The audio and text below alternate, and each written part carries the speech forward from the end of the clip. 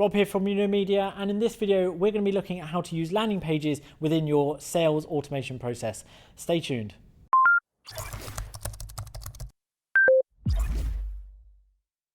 At Media, we help companies to grow and thrive using the latest tools, tricks and marketing techniques. From websites to online marketing, automated sales funnels, social media and much more.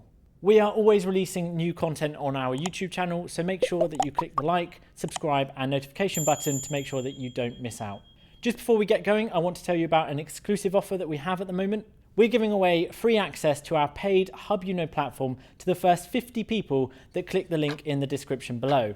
We're going to be putting this link across all of our YouTube videos, so make sure you get in there fast. Within Hub we have created over 100 training videos in 13 courses. You'll also find recorded webinars and a host of other free content, so remember to click the link in the description. So let's get on with the video. Hello, in this video we are going to be talking about landing page design. We're going to be going through a couple of statistics, we're going to look at the structuring and thinking about how we can test and tweak different elements to optimize our landing pages. So let's start by looking at a couple of statistics. According to Nifty Marketing, 77% of landing pages are actually home pages. Now this isn't a good idea. Landing pages are supposed to be very specific to your campaigns. If it's about one product, your landing page should be about one product. According to HubSpot, 84% of landing pages have a navigation bar. This isn't a great idea because by having a navigation bar, you're giving too many options for your visitors to move away from this page. This page is designed to limit their options to just enter their details in exchange for what you're offering.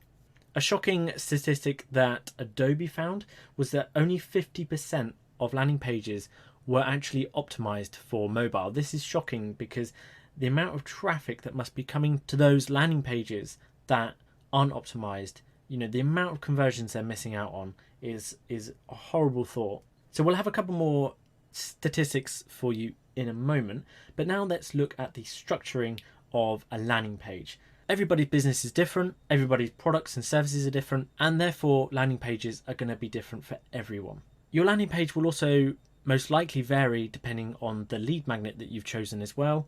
Marketing experiments found that long landing pages generate 220% more leads than short. But let's just have a look at this for a moment and think about our lead magnets.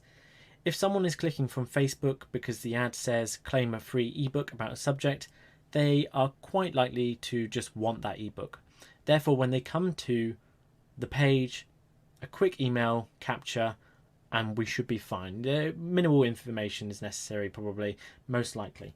Anyway, if you are offering a more extensive service-based offer, maybe audits or free courses, then someone is more likely to want more information about this. And that's what we're going to look at in terms of the structuring of a landing page. We've got a basic structure here for you to look at. Of course, this will vary. You might find that different sections need to be moved around, but we'll go into testing and tweaking in a moment. Let's say that your visitors have clicked through from a campaign and they've come to this landing page.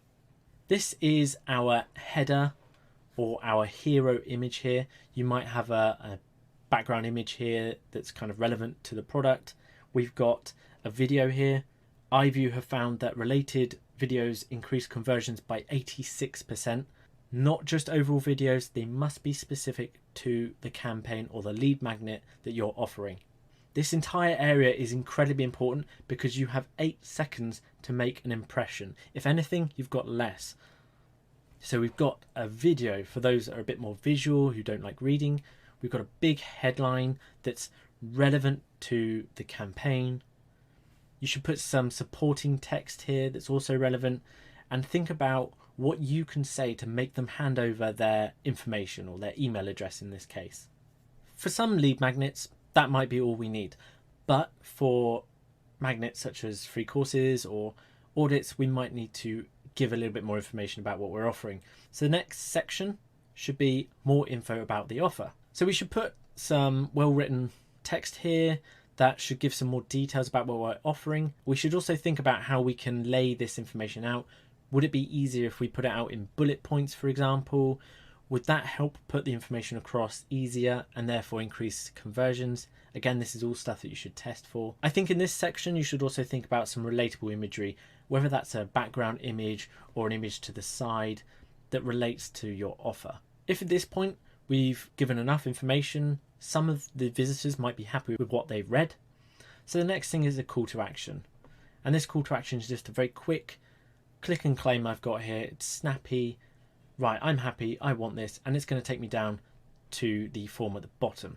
However, there's going to be some traffic left over that wants to know a bit more, and so we're going to move on to features and benefits. So the purpose of this is to tell those remaining visitors, what are they actually getting, and how can their business benefit from this offer that you're giving. So we've got a rule of 3 here. We've got 3 features and we've got 3 benefits.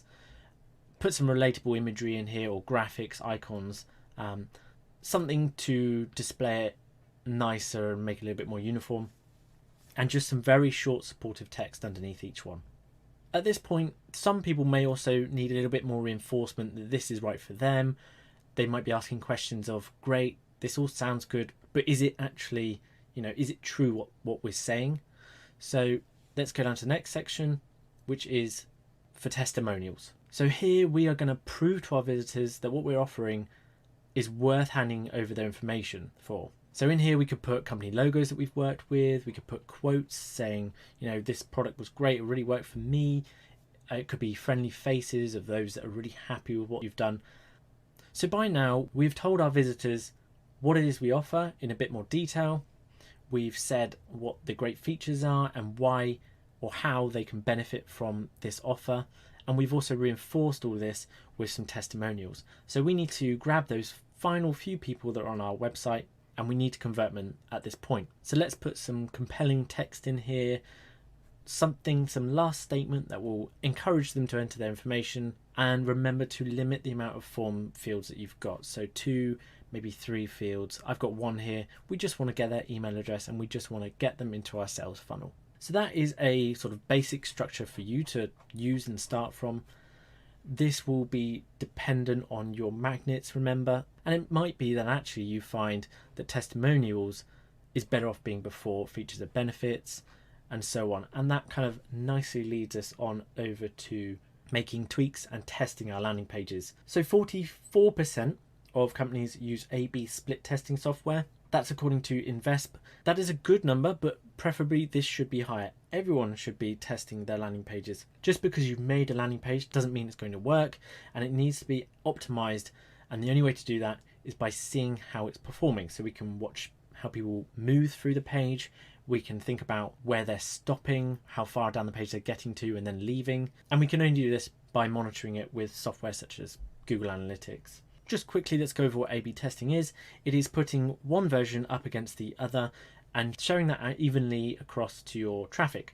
So 50% of your traffic will go to one example and 50% will go to another. And then you can see how those perform against each other. According to Marketing Sherpa, 77% of marketers are testing headlines. The headline is going to be the first piece of compelling text that someone needs to read. It needs to relate to the campaign. So this is really almost the first thing you should A/B test. You can do A/B testing with entire landing pages, but you can also break this apart into really small changes. So for example, instead of a video, we could have an image. We could entirely remove the form. We could add a different field in. We could change the headline to something else and test that with our original examples. It could also come down to the color of your buttons. So for example, a red button going to green has been proven to be more effective in order to get people to click on them. If we go down to the more information part here, remember I mentioned that maybe it's best to show the information in bullet points rather than lengthy text. There's so much you can test. We absolutely recommend you should do it. Start with 2 different landing pages, pick the best one and refine the different parts in that. We have a landing page course within Hub that teaches you everything you need to know. In this course, you will learn how to construct high converting landing pages, as well as looking in depth at the individual elements that make up the perfect landing page. Click find out more in a few seconds at the end of this video if you want more information.